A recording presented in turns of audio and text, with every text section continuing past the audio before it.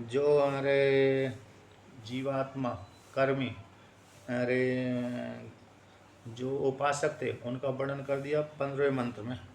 15वें मंत्र में वर्णन कर दिया कि जो अरे उपासक थे वो कहाँ जाते हैं, हिरण्यगर लोक को प्राप्त होते हैं, द्विलोक को, ब्रह्म लोक को। जिन्होंने ओमकार की साधना करी है, पंचाग्नि विद्या की साधना की है, राजसूय यज्ञ किया है। राजसूय यज्ञ करने वाला व्यक्ति हिरण्यगर लोक को प्राप्त होता है। राजसूय यज्ञ करने वाला, ऐसे राजा लोग करते ना बड़े बड़े यज्ञ, उसमें जो राजसूय होगा जिसमें पूरे भारत के राजाओं को, पूरे पूरे राजाओं को जीत लिया जाता है, तो राजसूय यज्ञ होता है। तो उस यज्ञ के द्वारा व्यक्ति किसको प्राप्त हो जाता है, ब्रह्मलोक फल को प्राप्त कर लेता है, यानी ब्रह्मलोक को जीत लेता है। और जो पंचाग्नि विद्या है, तो पंचाग्नि विद्या को सेवन करने वाला ब्रह्मलोक फल को प्राप्त कर लेता है। और जो ओमकार की उपासना करने वाला व्यक्ति है वो भी सगुण ब्रह्म की, सगुण रूप से ओमकार की उपासना करने वाला है, तो वो भी ब्रह्मलोक को जीत लेता है। और जो निर्गुण की उपासना करता है ओमकार के माध्यम से, तो वह भी ब्रह्मलोक को जीत लेता है। यदि उसको यहाँ पर ज्ञान नहीं हुआ तो ब्रह्मलोक जाएगा, और ब्रह्मलोक में जाकर उसको ज्ञान हो जाएगा। और जिसने सगुण ब्रह्म की यानी हिरण्यगर्भ की उपासना की है, ऐसा व्यक्ति ब्रह्मलोक ही जाएगा, और वहाँ पर जा कर के उसको क्रम मुक्ति हो जाएगी। किंतु जिसने मात्र भोग के लिए किया है, तो ऐसा व्यक्ति वहाँ पर जाएगा, भोगों को भोगेगा, तो वहाँ से भोगने के पश्चात वो पृथ्वी लोक में लौट करके दोबारा करके आएगा। तो ऐसे उपासकों को वर्णन कर दिया, अर्थात वो उपासक ब्रह्मलोक को जाते हैं उत्तरायण मार्ग से। और भी अन्य जो उपासना है, राम जी की उपासना, कृष्ण की उपासना, विष्णु भगवान की उपासना है। उपासक व्यक्ति यानी अहंग्रह उपासना करने वाला, अहंग्रह उपासना करने वाला व्यक्ति हिरण्यगर्भ को फल को प्राप्त होता है। अब उसमें ये मान लीजिए, जैसे उपनिषद के अनुसार तो सबसे बड़ा लोक है ब्रह्मलोक है, उसी के ही अंग ब्रह्मा जी का लोक, अरे विष्णु भगवान का एक मोहल्ला मान लीजिए। हिरण्यगर्भ के अनुसार ब्रह्मा जी के ब्रह्मलोक का ही एक मोहल्ला विष्णु लोक होगा, एक मोहल्ला शिव जी का लोक होगा, एक मोहल्ला अरे उनका हो गया, कृष्ण भगवान का हो गया। ऐसा आरोप कर सकते हैं, समानता ही है। सबसे बड़ा लोक है यहाँ पर उपनिषद के अनुसार ब्रह्मलोक ही है। तो इस प्रकार से वहाँ पर प्राप्त हो जाता है।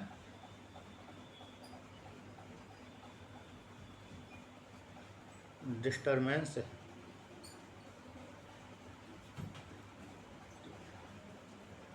आवाज़ में आ रही है।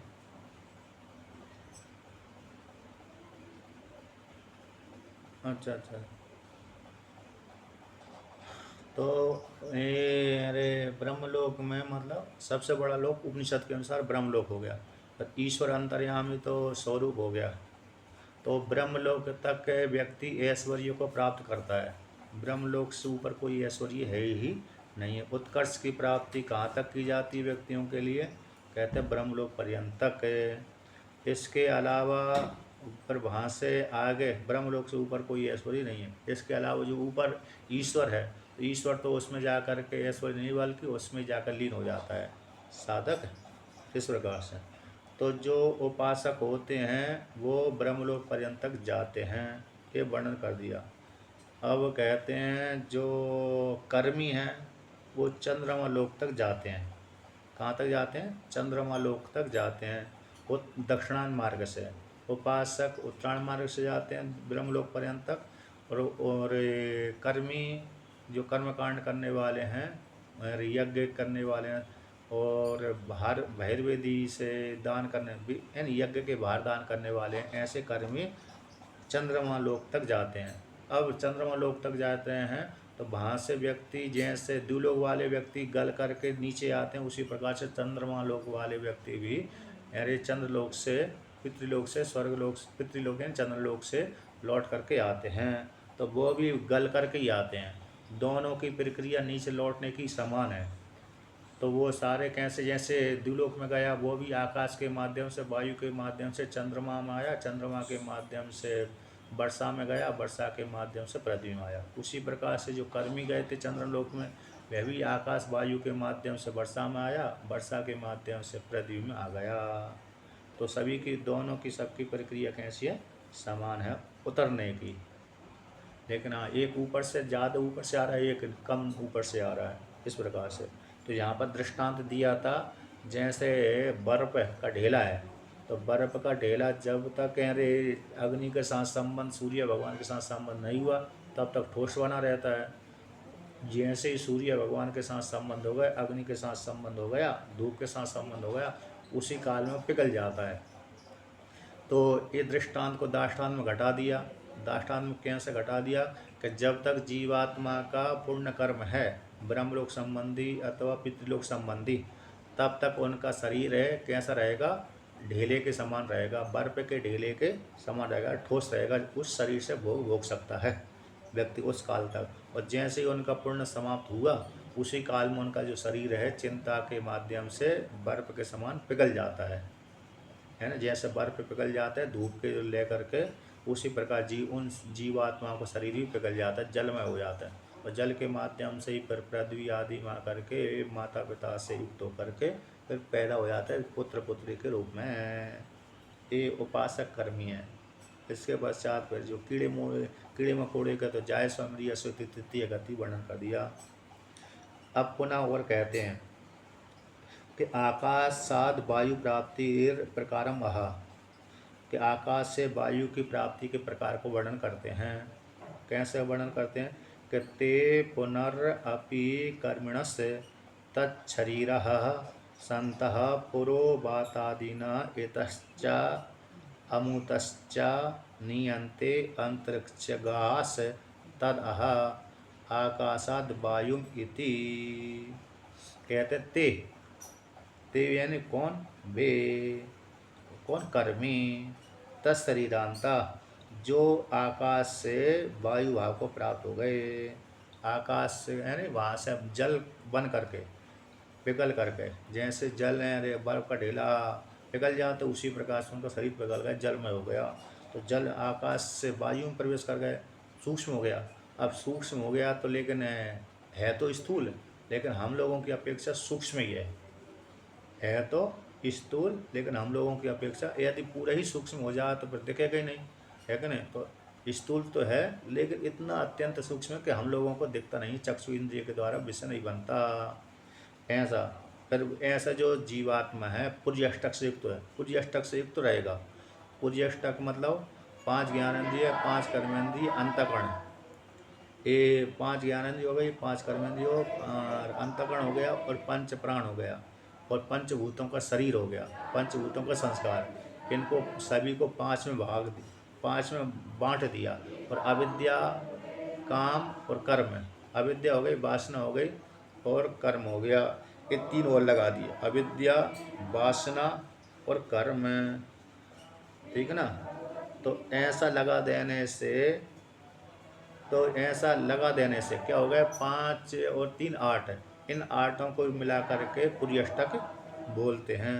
ये पुर्यष्टक जो वायु, आकाश से वायु से युक्त होकर के, तो फिर वायु के द्वारा कहते हैं, तो पुर्यष्टक वाला शरीर होता हुआ वायु के माध्यम से पूर्व वातादिना, जो वातादीन, बात यानी वायु, वायु के माध्यम से कभी पूरब की ओर ले जाया जाता है वायु, कभी पश्चिम की ओर ले जाई जाती है, कभी दक्षिण की, कभी उत्तर की ओर। जैसी जैसी वायु की गति होगी जिस दिशा को, उसी दिशा की ओर बादल चले जाते हैं। तो बादल जब गए तो बादल के साथ ही वो युक्त हुआ है, बादल के साथ जीवात्मा युक्त हो जाता है। तो जैसे जिधर जिधर बादल जाएंगे उधर उधर वो भी चला जाएगा। तो वायु के माध्यम से इतश्च उतश्च, इस प्रकार से इस दिशा को, अमुतश्च उस दिशा को, नियंते अंतरिक्षम गहा, अंतरिक्ष को प्राप्त हुए जीवात्मा। तो इस प्रकार से तो आकाशात वायु मिति, तो आकाश से वायु भाव को प्राप्त होकर वायु के द्वारा इधर उधर ले जाए जाते हैं। लेकिन यहाँ पर विशेष कृपा है कि ईश्वर की प्रेरणा रहती है। किसकी प्रेरणा रहती है? ईश्वर की। ईश्वर के माध्यम से ही जीवात्मा को जहाँ पर पैदा होना है वहीं पर उसके शरीर में वो प्रवेश कर जाता है। ईश्वर की कृपा के बिना यहाँ स्वतंत्र रूप से जीवात्मा ना तो उत्पन्न हो सकता है, न अपने कर्मों का फल भोग सकता है। ईश्वर की कृपा के द्वारा ही जीवात्मा अपने पूर्व के उपार्जित कर्मों को ही फल भोगता है, सुख वाले अथवा दुख वाले। इसमें ईश्वर ही प्रधान है। जीवा ईश्वर कर्मों के अनुसार फल तो देगा, लेकिन बिना ईश्वर के उसको शरीर की प्राप्ति हो ही नहीं सकती। जैसे हमने किसी का मजदूरी करी तो मजदूरी तो कर दी हमने, लेकिन मजदूरी का फल तो हमको वो ही देगा जिसने हमको काम करवाया है ना, जिसके हमने काम किया है। उसी प्रकार से बिना उसके हम मजदूरी का फल नहीं ले सकते। तो देने वाला कौन हो गया? उसका वो स्वामी। तो उसी प्रकार से ईश्वर ही जीवों को उसके कर्म के अनुसार फल भुगाता है, सुख वाले अथवा दुख वाले। इस प्रकार से वायु के माध्यम से कहते हैं वायुर्वृष्टे प्रतिपद्यन्ते।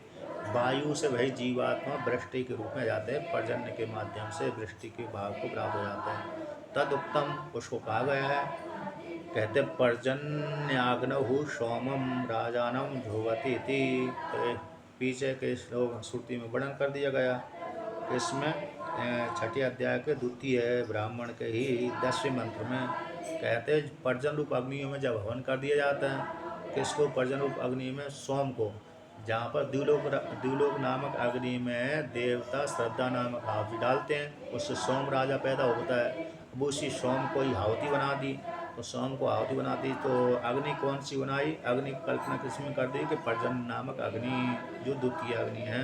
तो द्वितीय रूप अग्नि में सोम राजा को हवन कर दिया, तो हवन कर देने से फिर वर्षा हो गई। तो तो सोम राजानों जो बती हैं, सोम इन चंद्रमा, तो चंद्रमा में हवन कर दिया यति। और सोम दूसरा तो सोम रस भी होता है। अतः जीवात्मा सोम के माध्यम से चंद्रमा लोक से युक्त होकर के वहाँ पर शीतांश के माध्यम से वृष्टि में जाता है। तो ततो वृष्टि भूतः इमाम पृथ्वी पतंती। तो वह वृष्टि से युक्त होकर के जीवात्मा पृथ्वी लोक में गिरता है। पतंती गिरता है, पृथ्वी लोक में जाता है वर्षा के माध्यम, वृष्टि के साथ युक्त होकर के। वृष्टि भूताकार हो गया, वृष्टि के साथ मिल जाता है। जैसे आपने ध्यान दिया होगा, जैसे सूर्य भगवान का प्रकाश जिस विषय के साथ मिलता है उसी के साथ युक्त हो जाता है। इतना निर्मल है सूर्य भगवान का प्रकाश, हमको समझ में नहीं आता कि ये सूर्य भगवान का प्रकाश इसके साथ मिल रहा है कि नहीं मिल रहा है। जैसे सूर्य भगवान का प्रकाश काले के साथ मिल गया तो काले रंग के साथ, तो काला जैसे सूर्य भगवान को दिखेगा, और गोरे के साथ मिल गया तो गोरे रंग जैसे ही दिखेगा, और हरे पीले के लाल के साथ जुड़ा सूर्य भगवान का प्रकाश उस जैसे ही सूर्य भगवान का प्रकाश दिखता है। लेकिन हमारी दृष्टि उसमें नहीं जाती। किसमें नहीं जाती? सूर्य भगवान के प्रकाश में, विषय में जाती है, इसलिए हमको ज्ञान नहीं हो पाता उसका।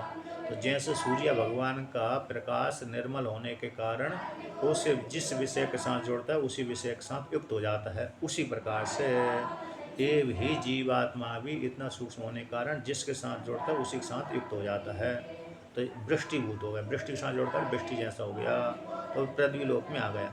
ते पृथ्वी प्राप्त व्रीहि यवादि अन्नम भवंती। जो पृथ्वी में वृष्टि के माध्यम से आएगा तो पृथ्वी में जाकर क्या करते हैं? वो कहते हैं व्रीहि के साथ चिपक जाते हैं, यवादि के साथ चिपक जाते हैं।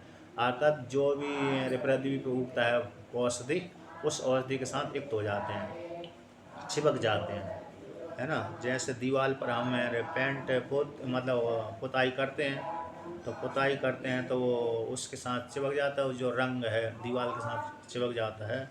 उसी प्रकार से ये जीवात्मा भी उस धान आदि के साथ चिपक जाते हैं। हाँ, लेकिन इनको ज्ञान नहीं होता है, मूर्छित रहते हैं, इसीलिए इनको कष्ट नहीं होता। तो इसलिए, नहीं तो जो जीवात्मा है अन्न के साथ चिपके तो चक्की में पिसे जाते हैं। चक्की के पश्चात फिर वो किस में रोट तवा अग्नि पे सेके जाते हैं, तो वहाँ पर नष्ट हो जाना चाहिए, मर जाना चाहिए, किंतु वहाँ पर नहीं मरते। तो इतने सूक्ष्म होने के कारण, मूर्छित अवस्था में रहने के कारण उनको ज्ञान नहीं होता, इसलिए उनको कष्ट नहीं होता। जब तक कष्ट नहीं होता, जब तक माता के शरीर में 6-7 महीने तक प्रवेश नहीं रहता, तब तक इनको कष्ट नहीं होता। जब ऐसे माता के शरीर में प्रवेश करते हैं तो 7 महीने के बाद अथवा 6 महीने के बाद जब जीवात्मा के सारे अंग पुष्ट हो जाते हैं, तो तब उसको ज्ञान होता है, चेतना जागृत हो जाती है, तो मैं जीव हूँ। तब ही कष्ट चालू होता है। जब तक माता के शरीर में पूरा गर्भ पुष्ट नहीं हुआ, तब तक इनको ज्ञान नहीं होता है कि नहीं। तब तक क्या नहीं होता? ज्ञान नहीं होता। और जैसे ही माता के शरीर में प्रवेश कर गए तब इनको ज्ञान होता है। माता शरीर में भी 7 महीने के पश्चात है ना, 7 महीने के पश्चात ही वो जीवात्मा को ज्ञान होता है। 7 महीने में पूरे अंग पुष्ट हो जाते हैं। 7 महीने से पहले अंग पुष्ट नहीं होते, तो 7 महीने में पुष्ट हो जाने के पश्चात 3-4 महीने तक वो जीवात्मा गर्भ में रहता है। तब उसको सारे संस्कार माता को जैसा खाती है माता, पीती है, उसी प्रकार संस्कार उसको पढ़ते हैं। जैसी माता बोलती है वो सुनती है, उसी के संस्कार जीव में पढ़ते हैं। उस काल में माता को सावधान रहना पड़ती है कि यहाँ अब मेरे गर्भ में बालक पल रहा है, बालक बालिका पल रही है, अब मेरे को सावधान हो जाना चाहिए, है कि नहीं। बालक बालिका पढ़ रहे हैं, सावधान हो जाना चाहिए। तो इस प्रकार से वो सावधान हो जाते हैं। तो सावधान हो जाने के पश्चात फिर वो जुड़ जाता है। मतलब क्या हो जाता है, अरे उसको ज्ञान होता रहता है। इसीलिए तो ये क्या नाम है, अभिमन्यु को तो गर्भ में ही तो सारे चक्रव्यूह को ज्ञान हुआ था। और एक चक्रव्यूह को उस ज्ञान, एक व्यूह को ज्ञान नहीं हुआ, चक्रव्यूह को ज्ञान नहीं हुआ। वहाँ के सारे ज्ञान उसको हो गए, क्योंकि अर्जुन ने उसको उस बालक को लक्ष्य करके ही सुनाया था सुभद्रा को। तो सारे ज्ञान हो गए, लेकिन एक चक्रव्यूह को नहीं तोड़ पाया, इसलिए मारा गया। अब देखिए इस प्रकार से तो कहते हैं, तो ये वर्णन किया तो भ्री यवादि अन्य के साथ चिपक जाते हैं। तद उक्तम अस्मिन् लोके अग्नौ वृष्टि जोवती तस्या आहुत्या अन्नम संभवंती। इसलिए उक्त कहा गया कि अस्मिन् लोक में, इस लोक में, पृथ्वीलोक में, अग्नि में, पृथ्वीलोक रूप अग्नि में वृष्टि को जोहन करते हैं, वृष्टि का हवन करते हैं। तस्य उससे आहुति से, उसकी आहुति से क्या हो जाते हैं, अन्नम संभवंती, उसी आहुति से, यानी अस्मिन तद उक्तम अस्मिन लोके, अस्मिन लोक यानी पृथ्वी लोक में ही वृष्टि का जो आहुति डल गई, तो इसमें वृष्टि की आहुति डल देने से उस अग्नि से क्या हो गया, वृष्टि की आहुति डल जाने से पृथ्वी लोक में हवन किसका किया, जो पर्जन्य नामक वृष्टि थी उसका हवन कर दिया।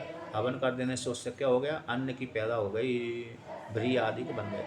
ते पुनः पुरुष से अग्नहु हूयन्ते अन्नभूता रेतस्यचि, कहते हैं वे ही फिर अब अन्न बन गए, तो अन्न को फिर किस में आहुति डालेंगे, तो ते पुनः वो जीवात्मा पुरुष रूप अग्नि में हवन किए जाते हैं। कौन, अन्नभूता होकर के, तो अन्नभूत होकर के पुरुष रूप अग्नि में आहुति डालते हैं, तो वो उससे फिर किस में चिपक जाते हैं, कि रेतसी सिचि, रेत में चिपक जाते हैं।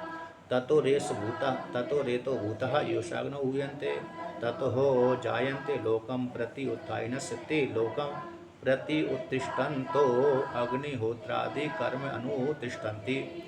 इसके पश्चात वो जो पुरुष रूप अग्नि में रेत के साथ चिपक जाते हैं, रेत के साथ चिपक जाने से फिर 5वीं जो अग्नि है, स्त्री रूप जो अग्नि है, उस स्त्री रूप अग्नि में हवन कर दिया जाता है रेत का। तो उससे क्या हो जाता है, तो वो रेत का हवन कर देने से तो जायन्ते है ना, अस्मिन लोक में उत्पन्न हो जाते हैं, बालक बालिका के रूप में वही पैदा हो जाते हैं। तो पैदा हो जाने के पश्चात फिर इस लोक में पैदा हो गए, पैदा होने के पश्चात फिर जितना भी उनका काल होगा उतने काल तक वहाँ पर जीवन धारण करते हैं, भोग भोगते हैं, कर्म करते हैं।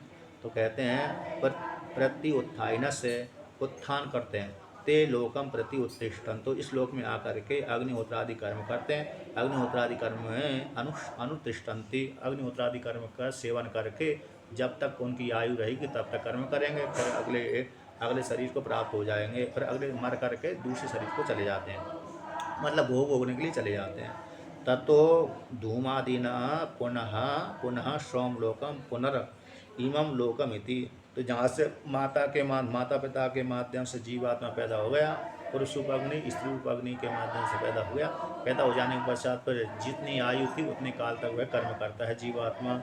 कर्म करने के पश्चात उन लोगों को जीत लेता है, तो कर्म फिर उस मर करके उस चंद्रमा लोक को पुनः प्राप्त हो जाता है। धूमादि मार्ग के द्वारा सोमलोक को प्राप्त हो जाता है। उस सोमलोक को जा करके वहाँ पर भोग भोगता है। भोगने के पश्चात जैसे समाप्त हो गए पुनः प्रक्रिया चालू हो जाती भाई, चंद्रमा से वर्षा में, वर्षा से पृथ्वी में, पृथ्वी से पुरुष में, पुरुष से स्त्री में, स्त्री से बाहर, फिर पुनः कर्म करते हैं, फिर चंद्रमा लोग जाते हैं। इस प्रकार से घटी यंत्र के समान, कैसे घटी यंत्र के समान घूमते रहते हैं। घटी यंत्रवत है चक्रीभूता बम भ्रमति इत्यर्था, तो घूमते रहते हैं। घटी यंत्र के समान क्या करते हैं, घूमते रहते हैं। जैसे अरे सूर्य की घड़ी की जो सुई है, कभी ऊपर जाती कभी नीचे आती, नीचे आती ऊपर जाती, ऊपर जाती नीचे आती, ऐसे कर्मी ऊपर के फल लोगों को फल भोगने के लिए जाते हैं, वहाँ से भोग करके पुनः इस लोक में जाते हैं, इस लोक से पुनः कर्म करते हैं, पुण्य कर्म, तो पुण्य कर्म करके पुनः ऊपर के लोक में जाते हैं, तो घूमते रहते हैं।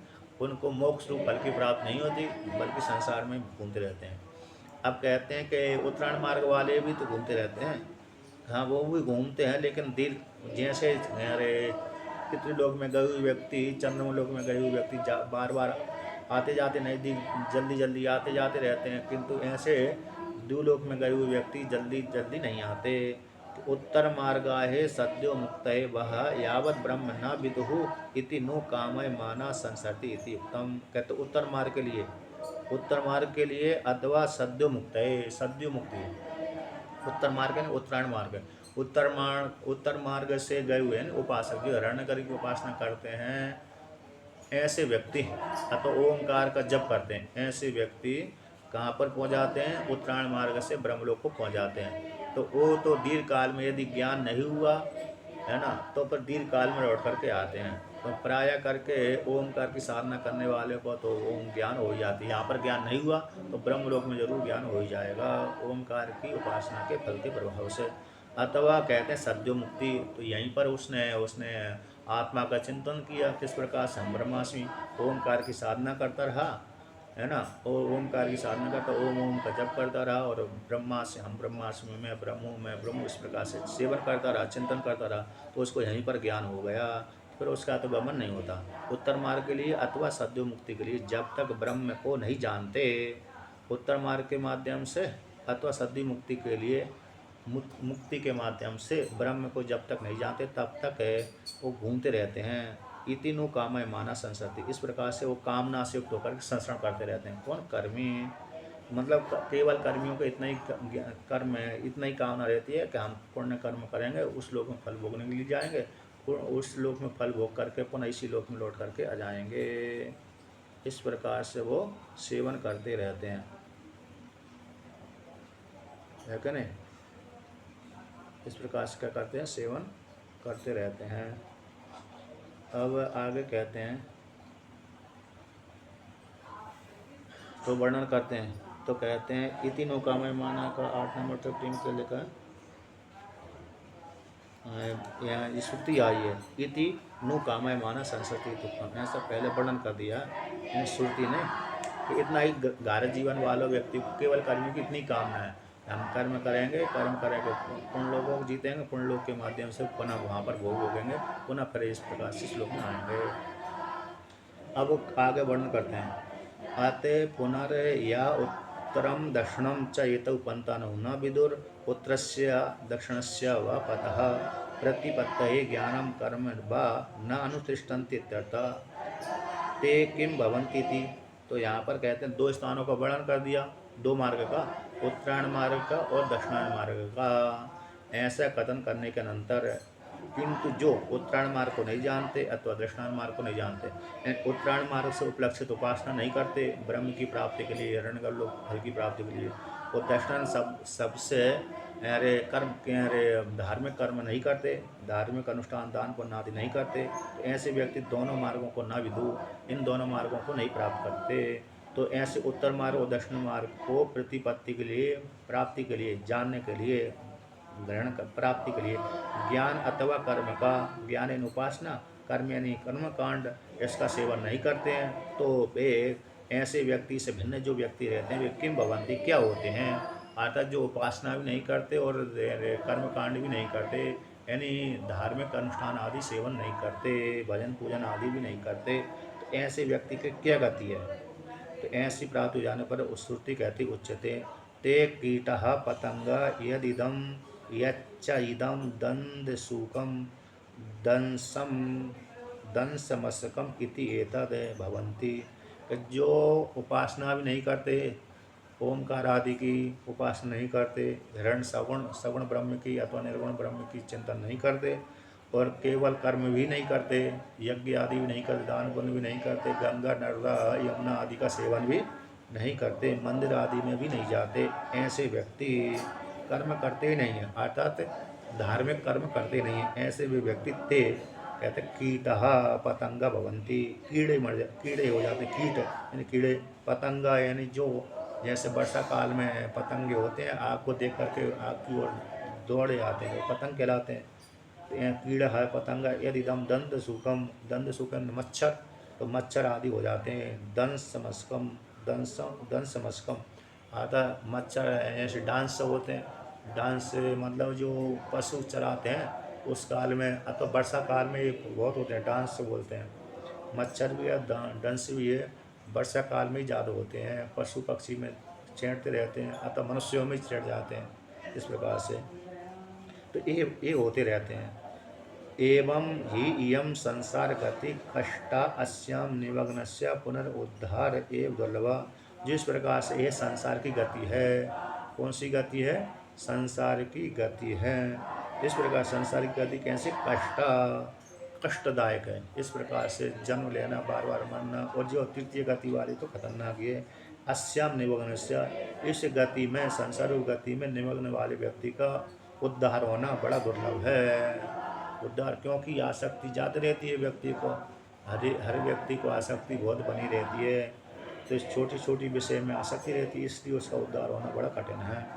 तथा च श्रुति यंत्र, उसी प्रकार से श्रुति यंत्र दूसरी श्रुति कहती है, क्या कहती है? तानि ईमानि क्षुद्राणि असकृत आवृतान आवर्तिनी भूतानि भवन्ति जायस्व मृयस्व इति। एक छांदोपनिषद की श्रुति है। कहते हैं तानि ईमानि भूत, क्षुद्राणि, जो क्षुद्र हैं, क्षुद्र कर्म करने वाले, यानी छांदोपनिषद की 5वें अध्याय की 10वें खंड की 8वां स्त्री है। तो तानि ईमानि, जो ईमानी क्षुद्र जीवात्मा है, सकृत यानी एक बार, न सकृत यानी असकृत, बार बार, आवर्तिनी, बार बार लौट करके आते रहते हैं, बार बार घूमते रहते हैं। तो इन भूतानी भवंती, और वे कैसे? जायस्व मृयस्व तृतीय गति, जायस्व मृयस्व इति तृतीय गति। जो दान पुण्य भजन पूजन बिल्कुल भी नहीं करते, वो तो जन्म लो मरो, मरो जन्म लो, कीड़े मकोड़े बनते हैं, फिर मरते हैं, मर करके फिर कीड़े मकोड़े बनते हैं, फिर मरते हैं, फिर कीड़े मकोड़े बनते हैं। इस प्रकार से निकृष्ट व्यक्ति होते हैं। जो निकृष्ट वाले व्यक्ति होते हैं, वो इस प्रकार जन्म लेते हैं, मरते हैं, जन्म लेते हैं। वो सुख नहीं भोग पाते, सुख उनको प्राप्त होते नहीं, क्योंकि उन्होंने धार्मिक अनुष्ठान आदि किए ही नहीं, दान पुण्य आदि किए ही नहीं, भजन पूजन किया ही नहीं। इस प्रकार से अब आगे कहते हैं, वर्णन करते हैं कि तस्मात् सर्व उत्साहेन यथाशक्ति स्वाभाविक कर्म ज्ञान हानेन दक्षिण उत्तर मार्ग प्रतिपत्ति साधनम शास्त्रीय कर्म ज्ञानम वह अनुतिष्ठेत इति वाक्यर्थः। तो यहाँ पर भगवान भाष्यकार कहते हैं श्रुति के अनुसार, तस्मात् इसी हेतु से, किस हेतु से? कि संपूर्ण उत्साह से युक्त होकर के, जितनी जिसमें सामर्थ्य है, स्त्री अथवा पुरुषों में जिसमें जितनी सामर्थ्य, उस सामर्थ्य के अनुसार स्वाभाविक कर्म ज्ञान इन शास्त्र, जो शास्त्र से रहित है, शास्त्र से रहित व्यक्ति बहुत से कर्म करता रहता है, फालतू वाले कर्म करता रहता है, ऐसे उनका ज्ञान भी रखता रहता है, शास्त्र से विपरीत गलत संबंधी विचार उसके मन में उत्पन्न होते रहते हैं।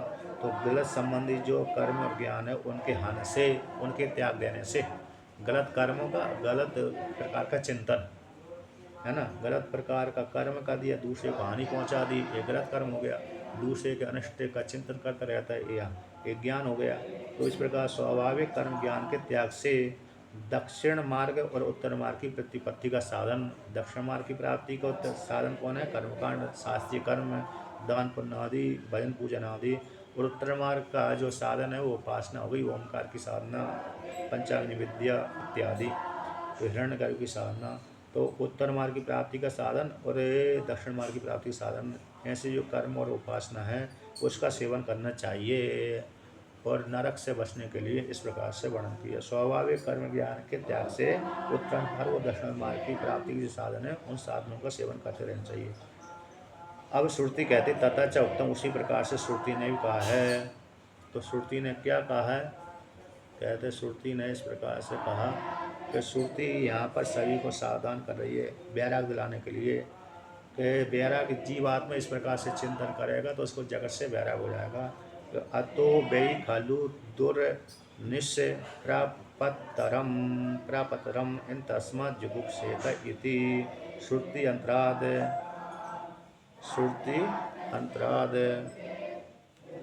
तो इस प्रकार से श्रुति अंतराद से कैसे जानना चाहिए? तो कहते हैं श्रुति अंतराद मोक्षाय प्रायतेत इत्यर्थ। कहते हैं इसलिए उत्तम कहा गया कि तत् अतो वै खलु दुर्निष्प्रपतरम। कहते हैं इस प्रकार से निकलना, कहाँ से निकलना?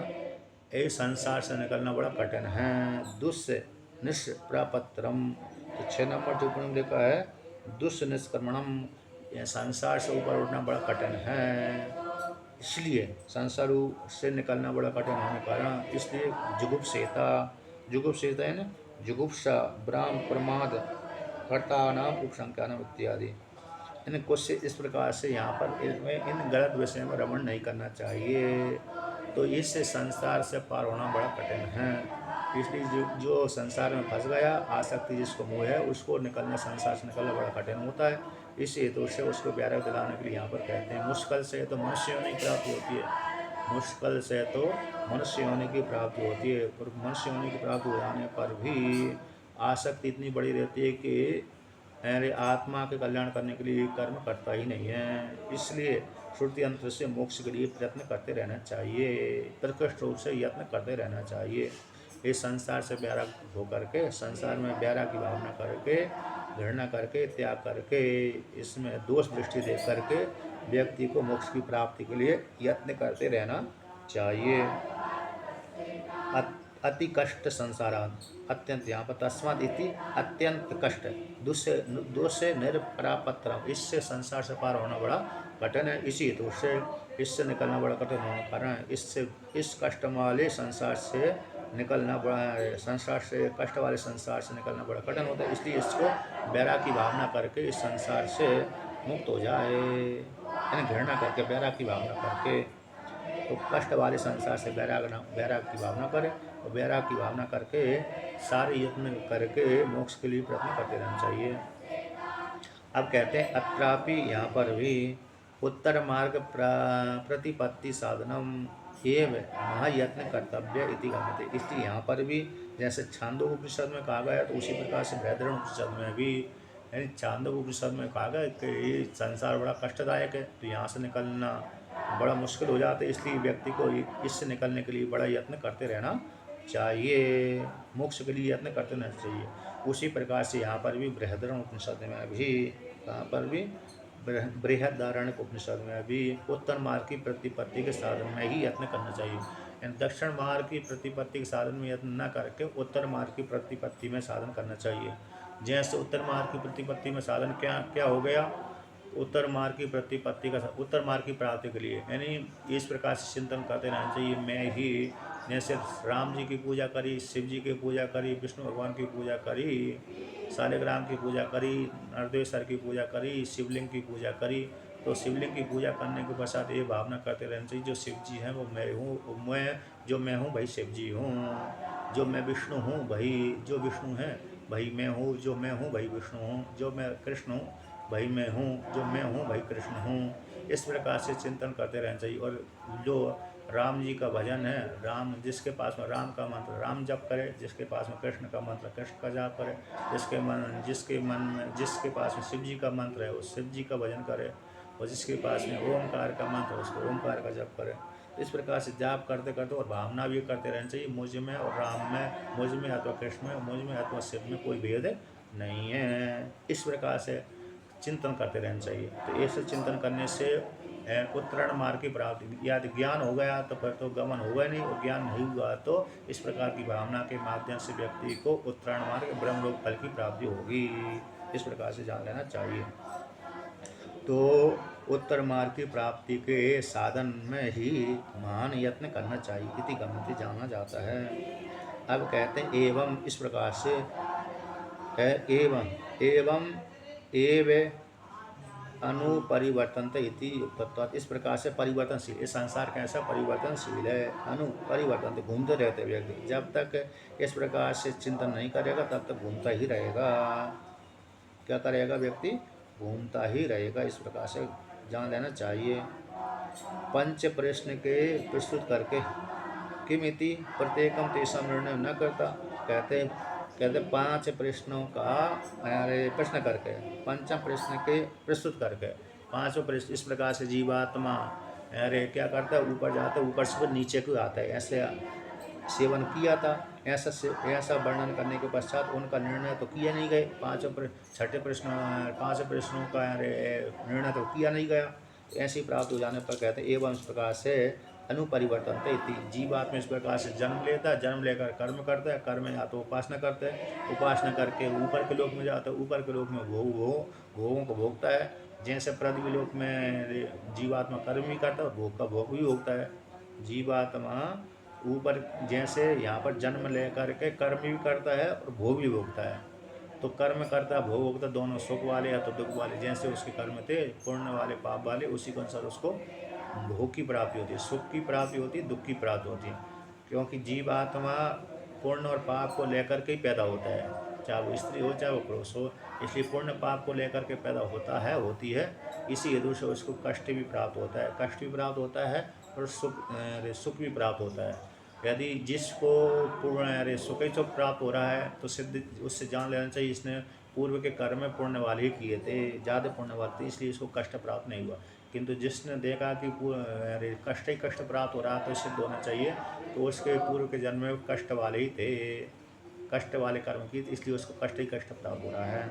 तो इस प्रकार से तो जैसे यहाँ पर व्यक्ति कर्म करके सुख वाले दुख वाले दोनों प्राप्त करते, उसी प्रकार से पुण्य वाले कर्म को लेकर के ऊपर के लोक में चला जाता है। तो वहाँ पर सुख वाले भोगों को भोग करके ही इस लोक में आ जाता है, पुनः लौट 6 हो जाने के पश्चात। ऐसा वर्णन किया। अब आगे वर्णन करते हैं। तो क्या वर्णन करते हैं? तो कहते हैं एवं प्रश्न सर्वे निर्णीता। इस प्रकार से 5 प्रश्नों का कहने के पश्चात सारे प्रश्नों का निर्णय कर दिया। तो सारे प्रश्नों का मतलब जीवात्मा यहाँ से मर करके ऊपर के लोक में जाता है ना, और जाता है तो वहाँ से च्युत होता है, द्युलोक से पर्जन लोक में, पर्जन लोक से पृथ्वी लोक में, पृथ्वी लोक से पुरुष अग्नि में, पुरुष से स्त्री के मान बाहर यहाँ पर। इसके पश्चात कर्म करता, कर्म करके फिर व्यक्ति ऊपर के लोक में जाता है। तो किस लोक में जाता है? फिर ऊपर जाने वाले के लिए 2 मार्ग थे, एक उत्तरायण मार्ग, दक्षिणायन मार्ग। तो वो संवत्सर तक तो समान जाते हैं, लेकिन मार्ग अलग अलग। मरना व्यक्ति का समान होता है। जब व्यक्ति मरता है ना यहाँ पर, तो मरने वाला व्यक्ति क्या होता है कि जैसे जिस काल में इसका प्रारब्ध कर्म समाप्त हो गया उसी काल मर गया। मरने के पश्चात सारे अंगों से प्राण निकलते हैं। उस काल में व्यक्ति को बहुत तड़पन होती है। जिस अंग से प्राण निकलता है जीवात्मा के, उसी अंग से उसको तड़पन होती है, कष्ट होता है। वो कष्ट होते होते मूर्छित भी हो जाता है। फिर सारे प्राण एकत्रित होकर के हृदय में प्रवेश कर जाते हैं।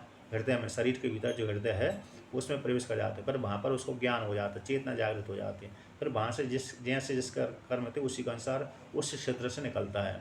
तो वहीं से फिर निर्णय हो जाता है हृदय में जा कर के क्या निर्णय हो जाता है कि मैं अब उस लोक को जा रहा हूँ, मैंने अच्छे कर्म किए थे तो उस लोक को फल भोगने के लिए जा रहा हूँ, मैंने खराब कर्म किए थे तो इस लोक को नीचे जा रहा हूँ, इस लोक को फल भोगने के लिए जा रहा हूँ।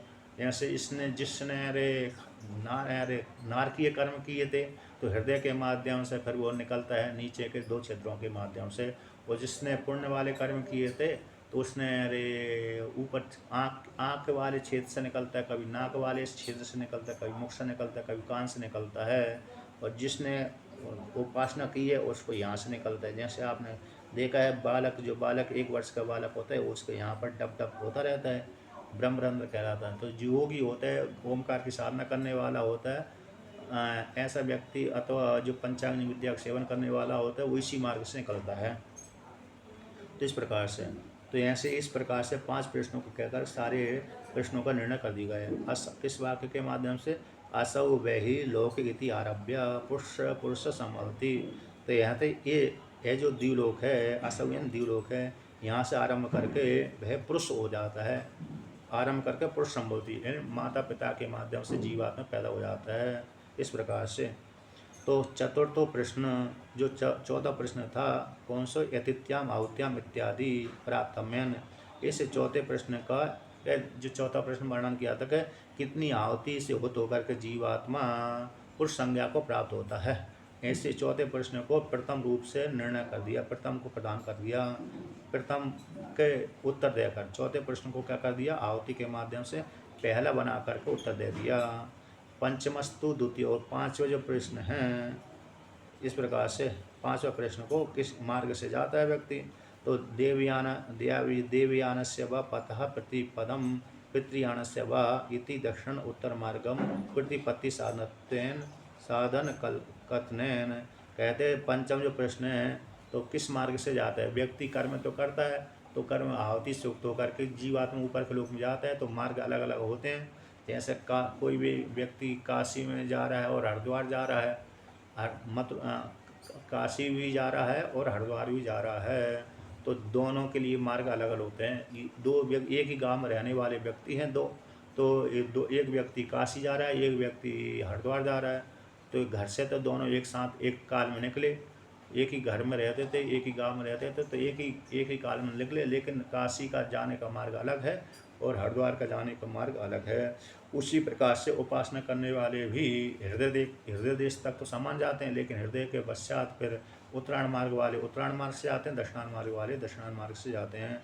तो जो पांचवा था उसको द्वितीय बना करके उत्तर दिया। तो देवयान मार्ग को जाने वाले जो उपासक थे देवयान मार्ग से जाते हैं, और पितृयान मार्ग की केवल कर्मकांड करने वाले पितृयान मार्ग से जाते हैं। तो दक्षिण मार्ग उत्तर मार्ग को जो प्रतिपत्ति के साधन है, इस द्वितीय पंचम प्रश्न था वो इस मार्ग इसके द्वारा वर्णन कर दिया कि जो इस केवल कर्मी होते हैं तो वो मात्र दक्षिणायन मार्ग से जाते हैं। जो कर्म समुचित उपासना करते हैं वो व्यक्ति किससे जाते हैं, उत्तरायण मार्ग से जाते हैं। इस प्रकार से जान लेना चाहिए मरने वाले व्यक्ति।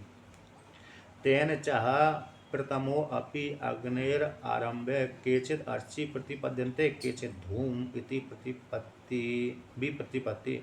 तेन उसी मार्ग से, किस मार्ग से, मार्ग दो की प्राप्त हो जाने पर, उत्तरायण मार्ग और दक्षिणायन मार्ग। तो उत्तरायण मार्ग दक्षिणायन मार्ग के द्वारा प्राप्त हो जाने पर प्रथम तो अग्नि से आरंभ करके, कौन सी अग्नि से आरंभ करके, इसे जैसे जहाँ पर प्रथम यानी अग्नि आरभ, जो दोनों व्यक्ति कर्मी भी अग्नि में जलाए जाते हैं और उपासक भी अग्नि में जलाए जाते हैं।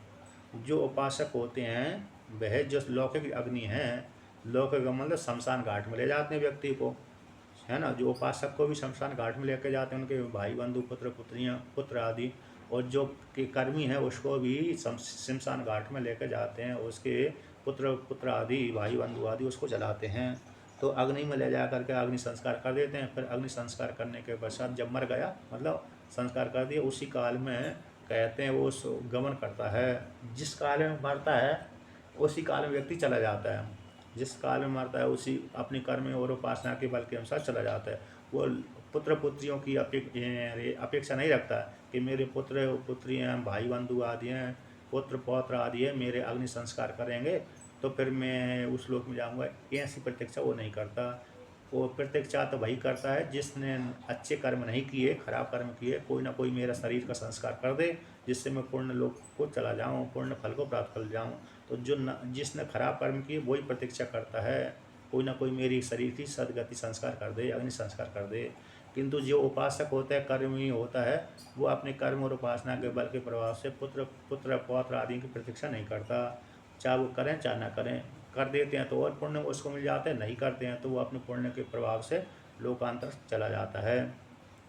इसलिए तो मरने वाले दोनों का समान है, तो अग्नि में ले जा करके अग्नि संस्कार कर देते हैं। तो वहाँ पर संस्कार करने के पश्चात तो कुछ व्यक्ति जो केचित व्यक्ति अर्ची ही मार्गम प्रतिपद्यन्ते, अक्षी मार्ग से चले जाते हैं, सूर्य उत्तरायण मार्ग से चले जाते हैं। और केचित धूमम इति भी प्रतिपत्ति, धूम मार्ग से चले जाते हैं, अर्थात दक्षिण मार्ग से जाते हैं। इस प्रकार से वर्णन किया। अर्थात अर्ची शब्द से प्रकाश के अभिमान देवता उत्तरायण मार्ग हो गया, और धूम शब्द से उपलक्षित रात्रि अंधकार के देवता, रात्रि के अभिमान देवता। इस प्रकार से उस मार्ग से जाते हैं। उत्तरायण मार्ग दक्षिणायन मार्ग है, जिनको श्रुति में अलग अलग नाम से कहा गया है। उत्तरायण मार्ग से, दक्षिणायन मार्ग से, धूम मार्ग से और अर्ची मार्ग से और शुक्ल मार्ग से, कृष्ण मार्ग से, देवयान मार्ग से और पितृयान मार्ग से। ये पर्यायवाची नाम है। इस प्रकार से यानी जैसे एक एक लड़का अथवा लड़की के कई नाम होते हैं, उसी प्रकार से मार्गों के भी कई नाम रख दिए। उत्तरायण मार्ग, दक्षिणायन मार्ग, देवयान मार्ग, पितृयान मार्ग, अर्षिरादि मार्ग, धूम मार्ग और शुक्ल मार्ग, कृष्ण मार्ग। इस प्रकार से पुनरावृत्तिश्च द्वितीय प्रश्न आकाश आदि क्रमेण इमं लोकम आगच्छन्ति इति कहते हैं। इसके पश्चात द्वितीय प्रश्न कहा गया तो किस मार्ग से लौट करके आते हैं, जो क्योंकि मुक्त तो हुई नहीं, जो मुक्त नहीं हुए तो फिर लौट करके आएंगे। क्योंकि जैसे हमने 1,00,000 रुपये कमाए, वो कमा करके हम किसी क्षेत्र में चले गए भोगों को भोगने के लिए, तो 1,00,000 रुपये हमने वहाँ पर क्षेत्र में जा कर के सारे भोग के माध्यम से समाप्त कर दिए। अब पुनः हम उसी घर में जहाँ से गए थे वहीं पर लौट कर आते हैं। जिस घर में रहते थे, जहाँ पर रहते थे, तो वहीं पर पुनः फिर कमाते हैं, एकत्रित करते हैं पैसा, फिर इकट्ठे होकर के फिर हम भोगने के लिए दूसरे क्षेत्र में चले जाते हैं। उसी प्रकार से जो कर्मी और उपासक है ऊपर के लोक में गए हुए हैं, तो वहाँ पर उनके वहाँ पर जाकर भोगने के पश्चात वो लौट करके आते हैं। तो किस क्रम से आते हैं, तो आकाश आदि क्रम से आते हैं। यानी द्युलोक से पर्जनलोक, पर्जनलोक से पृथ्वीलोक, पृथ्वीलोक से इस प्रकार से यानी आकाश और वायु से युक्त होकर के वर्षा में आते हैं, वर्षा के माध्यम से पृथ्वी में आते हैं, पृथ्वी के माध्यम से अरे धान आदि में जाते हैं, धान आदि के माध्यम से पुरुष में जाते हैं, पुरुष के माध्यम से स्त्री में जाते हैं, स्त्री के माध्यम से बाहर आते हैं। इस प्रकार से आकाश आदि क्रम से इमं लोकम आगच्छन्ति, इसी लोक को प्राप्त हो जाते हैं। जब पुण्यों का कर्म समाप्त हो जाता है तब लौट करके इस क्रम से फिर पैदा होते हैं। तो तेन एव असौ लोको न संभूते कीट पतंगादि विप्रतिपत्तिश्च केषांचित् इति तृतीयोपि प्रश्नो निर्णीता। अब राजा ने प्रश्न किया था जिस लोक में वो जाते हैं वो लोग भराता क्यों नहीं है, कि इसीलिए नहीं भराता, कुछ जाते रहते हैं कुछ आते रहते हैं लौट करके। जैसे ट्रेन में हैं, बस में हैं, तो ट्रेन बस क्यों नहीं भराती, खाली क्यों हो जाती है, इसीलिए खाली होती रहती। कहते कुछ तो लोग उतरते रहते हैं कुछ चढ़ते रहते हैं।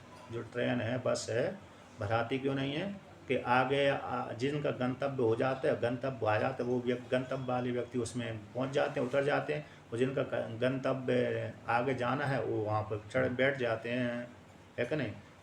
जो ट्रेन चलती है उसमें व्यक्ति उतरते भी रहते हैं बीच बीच और वो चढ़ते भी रहते हैं, तो वो ट्रेन ना तो भराती है ना खाली होती है। उसी प्रकार से जो व्यक्ति उस लोक में गए हुए हैं, द्व्युलोक में अथवा अरे चंद्रमा लोक में, स्वर्गलोक में, तो वो लोग भराता क्यों नहीं है, इसीलिए नहीं भराता कि जिनका भोग समाप्त हो गया वो लौट करके जाते हैं, जिनका भोग चालू हुआ वो वहाँ पर पहुँच जाते हैं। तो कुछ का आना होता है कुछ का जाना होता है, इसलिए वो लोक भराता नहीं। जैसे तीर्थ क्षेत्र मान लीजिए काशी है, तो काशी क्यों नहीं भराता पूरा, क्योंकि कुछ लोग दर्शन करने जा रहे हैं, कुछ लोग दर्शन करके लौट रहे हैं। मंदिर ही जान लीजिए, मंदिर क्यों नहीं भराता पूरा, क्योंकि कुछ दर्शन कर लिया कुछ लोगों ने, तो दर्शन करके लौट गए, और जो दर्शन करने जा रहे हैं, तो जाने वाले भी हैं और आने वाले भी हैं। जिस कार्य में जा रहे हैं उसी कार्य में दूसरे व्यक्ति लौट भी रहे हैं, इसलिए वो लोग भराता नहीं है, पूर्ण नहीं होता। तो यानी इसीलिए असौ लोक द्व्युलोक न संपूर्णते, पूर्ण नहीं होता। और दूसरा कैसे, बहुत से व्यक्ति, सारे व्यक्ति एक ही साथ एक ही काल में एक ही साथ सारे व्यक्ति उस लोक में जाते ही नहीं हैं। उस व्यक्ति तो कीट पतंग आदि भी प्रतिवर्ती कीट पतंग आदि बन जाते हैं, उस लोक में पहुँचते नहीं हैं। कुछ लोग तो पहुँचते हैं तो फिर लौट करके जाते हैं, कुछ पहुँचते हैं उसी काल दूसरे लौट करके जाते हैं। और कुछ व्यक्ति तो कुछ जीव तो उस लोक में जाते ही नहीं हैं। क्यों नहीं जाते, क्योंकि कीड़े मकोड़े बन जाते हैं। उन्होंने ऐसा पाप कर्म किया था, इसलिए कीड़े मकोड़े बन जाते हैं। तो कीड़े मकोड़े बन जाने के कारण वह उस लोक में पहुँचते नहीं हैं। तो कीट पतंग आदि भी प्रतिपत्ति, कीट पतंग आदि भाव को प्राप्त हो जाते के संचित। इसलिए तृतीय भी प्रश्न था, जो तीसरा प्रश्न था कि क्यों नहीं भराते, इस प्रकार से ये भी पूर्ण हो गया। इस प्रकार से जान लेना चाहिए। तो साचा हेतुभ्याम हेतुभ्याम, तो दो हेतुओं के माध्यम से प्रागुक्त अन्याम निर्धारिता, इनके माध्यम से जो कहे गए सबका निर्धारण कर दिया गया। इसलिए वह जो प्रश्न है वह लोग क्यों नहीं भराता, इस प्रकार से वर्णन कर दिया कि लौटते रहते हैं, और कुछ तो पहुँचते नहीं हैं, कुछ तो व्यक्ति पहुँचते नहीं हैं, कुछ तो पहुँचते हैं तो दूसरे पहुँचते हैं, दूसरे कुछ जा रहे हैं कुछ लौट करके आ रहे हैं। जैसे वृंदावन आदि में है तो क्यों नहीं भरा रहा, तो इसलिए नहीं भराता कि जिस काल में दूसरे आ रहे हैं उसी काल में दूसरे जा भी रहे हैं, इसलिए वो लोग भराता नहीं है। इस प्रकार से यहाँ पर वर्णन किया। तो ये सार का निकला कि जो केवल कर्मी हैं दर्शन मार्ग से पितृलोक फल को प्राप्त करते हैं, यानी पुण्य कर्म करते हैं तो पुण्य कर्म के माध्यम से चंद्रमा लोक को प्राप्त हो जाते हैं, और चंद्रमा लोक को प्राप्त हो जाने के पश्चात फिर लौट करके पृथ्वी लोक में जाते हैं। इस दक्षिणा मार्ग का वर्णन कर दिया। और जो उपासक होते हैं वो उत्तरायण मार्ग से ब्रह्मलोक में जाते हैं, वहाँ पर भोग भोगते हैं, भोगने के पश्चात उनका भोग समाप्त हो जाने के पश्चात इस लोक में लौट करके जाते हैं, तो दक्षिणा उत्तरायण मार्ग वाले हो गए। और जो पाप वाले कर्म करते हैं तो बहुत यहाँ पर कीड़े मकोड़े पैदा हो जाते हैं। इस प्रकार से लोग भराता भी नहीं है। तो ये उत्तरायण मार्ग, दक्षिण मार्ग और तृतीय गति, जाय सुनरी से तृतीय गति। और जो ब्रह्मवेत्ता होते हैं, जिन्होंने अपने आप को जान लिया है कि मैं ब्रह्म हूँ, मैं ना तो स्त्री हूँ ना मैं पुरुष हूँ। ब्रह्मवेत्ता इस प्रकार से जानता है, चाहे वो स्त्री अपने आप को ज्ञान कर ले, चाहे वो पुरुष अपने आप को ऐसे जान ले। तो ब्रह्मवेत्ता में स्त्री भी आ जाती है, ब्रह्मवेत्ता में पुरुष भी आ जाता है। तो पुरुष स्त्री यदि जो इस प्रकार से वेदांत के माध्यम चिंतन करता है कि मैं ब्रह्म हूँ, ना तो मैं स्त्री हूँ और ना मैं पुरुष हूँ, और ना मैं किसी की पुत्री हूँ और ना मैं किसी का पुत्र हूँ, ना मैं किसी की माता हूँ और ना मैं किसी का पिता हूँ, ना मेरी कोई भाई है ना कोई मेरी बहन है, ना कोई मेरे भाई बंधु है ना कोई रिश्तेदार आदि हैं, तो मेरा कुछ भी नहीं है। तो फिर मैं कौन हूँ? मैं तो असंग कूटस्थ निर्विशेष परब्रह्म परमात्मा हूँ। इस प्रकार से जो भी स्त्री अथवा पुरुष ऐसा चिंतन करता है, स्त्री अथवा पुरुष जैसे चिंतन करता है, चिंतन करते करते उसको ऐसे एक वृत्ति बनती है, ऐसा ज्ञान हो जाता है कि मैं ही ब्रह्म हूँ, मैं ही ब्रह्मा हूँ, मैं ही विष्णु हूँ, मैं ही शिव हूँ, मैं ही परब्रह्म परमात्मा हूँ, और मैं ही स्त्री बना हूँ, मैं ही पुरुष बना हूँ, मैं ही बालक हूँ, बालिका हूँ, मैं ही सब कुछ हूँ, मुझसे भिन्न कोई दूसरा नहीं है। इस प्रकार से चिंतन करता रहता है, चिंतन करते करते उसको दृढ़ अप्रोक्ष ज्ञान हो जाता है, फिर उसका दोबारा जन्म नहीं होता। अतः वो उसकी मरण संज्ञा भी नहीं होती, उसकी मृत्यु भी नहीं होती, उसका उत्क्रमण भी नहीं होता। इस प्रकार से जान लेना चाहिए। इसको क्या बोलते हैं? ब्रह्मवेत्ता। चाहे वो जो भी स्त्री चिंतन करेगी, चाहे पुरुष करे चिंतन, तो स्त्री अथवा पुरुष चिंतन करने से वो उसको इस प्रकार का ज्ञान हो जाता है। चिंतन नहीं करते हैं तो फिर वो स्त्री और पुरुष संज्ञा उसकी बनी रहती है। चिंतन करता है तो स्त्री पुरुष संज्ञा उसकी नष्ट हो जाती, समाप्त हो जाती है, फिर मुक्त हो जाता है, फिर उसका उत्क्रमण नहीं, गमन नहीं होता, न वो दोबारा को उसका जन्म भी नहीं होता। किसका नहीं होता? जिसने वेदांत का चिंतन किया और अपने आप को ब्रह्म रूप से जान लिया। वेदांत के चिंतन प्रक्रिया से ही होगा वो, वेदांत उपनिषदों का पढ़ने से ही वो होता है, वेदांत का चिंतन करने से। तो वेदांत का चिंतन जिसने कर लिया उसको अप्रोक्ष ज्ञान होगा, निध्यासन करता रहा। अप्रोक्ष ज्ञान होने वाले व्यक्ति को फिर दोबारा संसार रूप फल की प्राप्ति नहीं होती, उसका मरण भी नहीं होता, उसका उत्क्रमण भी नहीं होता। लेकिन जो उपासक होते हैं, कर्मी होते हैं, तो उनको उत्क्रमण भी होता है, फिर लौट करके आना भी होता है। इस प्रकार से जान लेना चाहिए, है कि नहीं? तो आज का पाठ पूरा हुआ। अब आगे का पाठ पर कल चलाते हैं। हाँ।